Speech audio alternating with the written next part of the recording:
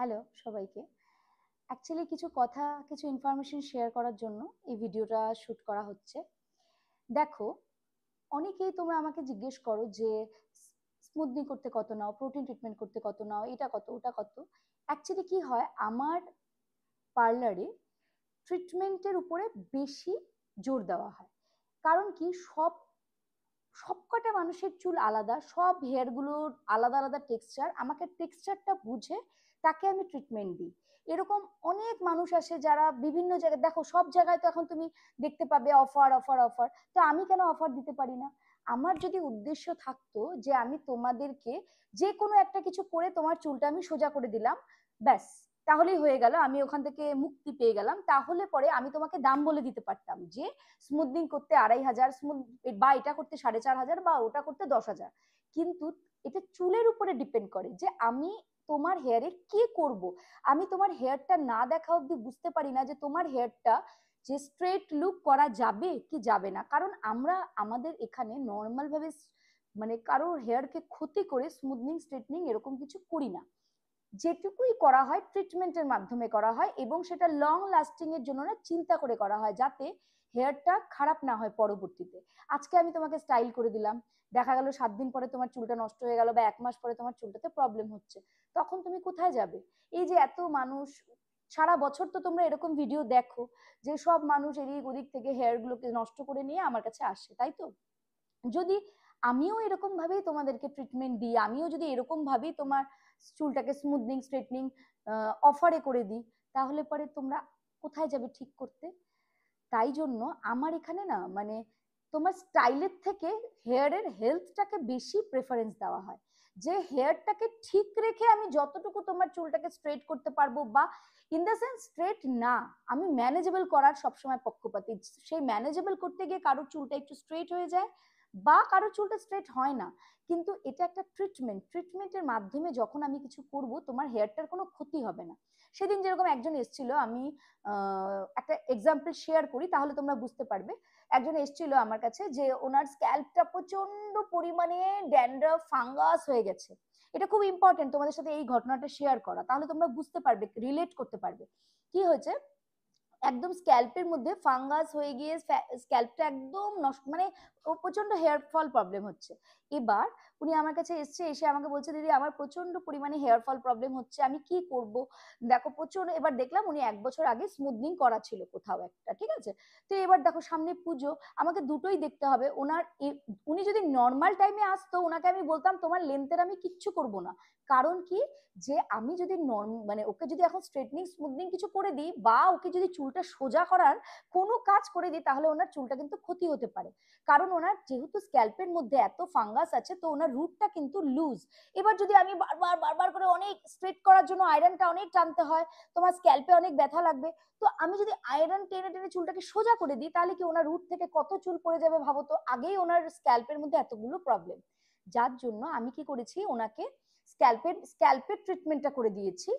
আর স্ক্যাল্পটাকে আমি কি করেছি, স্ক্যাল্পের ট্রিটমেন্টটা করলাম, করার পরে স্ক্যাল্পটাকে প্রোডাক্ট দিয়ে দিলাম, স্ক্যাল্পের ট্রিটমেন্টটা খুব ভালো করে দিলাম, ওনাকে বলে দিলাম যে এরকম এরকম ব্যাপার।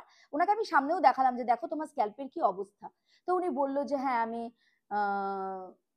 করব, মানে আমি যত্ন করব। এবার সামনে পুজো আছে, সে কথা চিন্তা করে আমি লেন্থটাকেও একটু প্রোটিনের মাধ্যমে, মানে যতটা সম্ভব রিস্ক না নিয়ে, রিস্ক ফ্যাক্টর যাতে না থাকে ওনার হেয়ারে, একটু যাতে রিস্ক না থাকে, যাতে চুলটা নষ্ট না হয়, ওই রকম ভাবে না আমি চুলটাকে একটু ম্যানেজেবল করে দিলাম।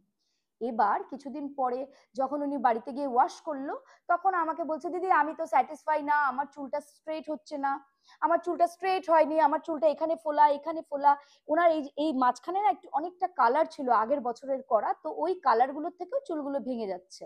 তো আমাকে বলছে, দিদি আমি স্যাটিসফাই না, আমার এই চুলটা এরকম হচ্ছে না, আমার চুলটা কেন স্ট্রেট হচ্ছে না। তারপরে আমি তাকে বোঝালাম, দেখো যদি আমি তোমার চুলটা এখন স্ট্রেট লুক করার চেষ্টা করি, তাহলে আমি তোমার স্ক্যাল্পটা ঠিক করতে পারবো না। তাহলে কি হলো, আমি কি তোমাকে না দেখে, যদি আমি তাকে না দেখতাম, আমি কি না দেখে তাকে বলতে পারতাম যে এটা এটা এই এই করতে হবে তোমার চুলে? তার প্রবলেম অনুযায়ী তাকে আমি ট্রিটমেন্টটা দিলাম, যে তার স্ক্যাল্প অনুযায়ী তাকে কি করলাম, আমি একটু ম্যানেজেবল করে দিলাম। তাও আমি শুধুমাত্র দুর্গাপূজার জন্য, যাতে এই সামনের দিকে যাতে একদম মানে উপরের দিকে কার্ল, নিচের দিকে স্ট্রেট, একটা কেমন লাগে না যখন রিগ্রোথটা হয়ে যায়।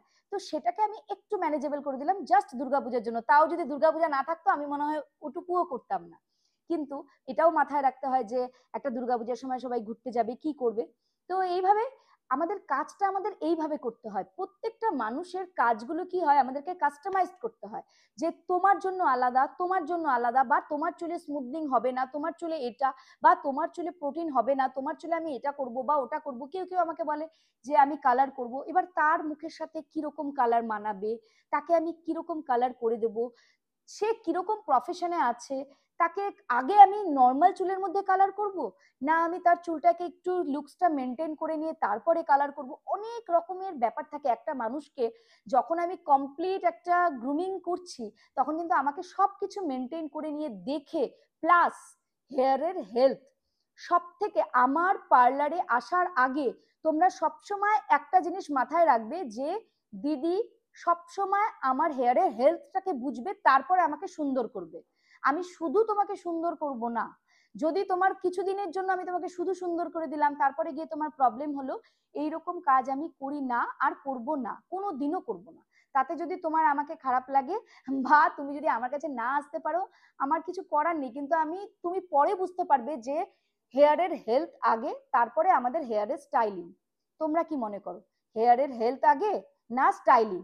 তোমাদের কাছে আমি এটা প্রশ্ন করলাম, আমাকে উত্তর দেবে যে তোমরা কোনটা আগে চাও, যে হেয়ারটা বাঁচানো আগে নাকি স্টাইল। যদি তোমাদের কাছে হেয়ার থাকে অটোমেটিকলি তোমরা স্ট্রেট করতে পারবে, সারা জীবন পারবে। কিন্তু যদি তোমাদের কাছে হেয়ার স্ক্যাল্প যদি ভালো না থাকে, রুট যদি ভালো না থাকে, তাহলে তোমরা স্টাইলিংটা কিভাবে করবে?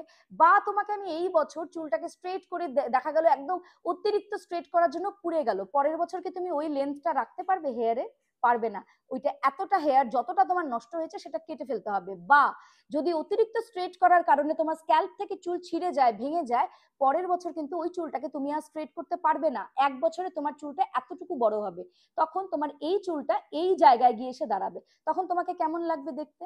তো আমাকে যখন তোমরা আমার কাছে আসো, আমাকে এগুলো সব জিনিস চিন্তা ভাবনা করে তারপরে তোমার চুলের উপরে গিয়ে কাজ করতে হয়। তার জন্য আমি সবাইকে এক দাম বলবো এটা আমি পারি না, আমাকে বুঝে তারপরে কাজটা করতে হয়। Thank you.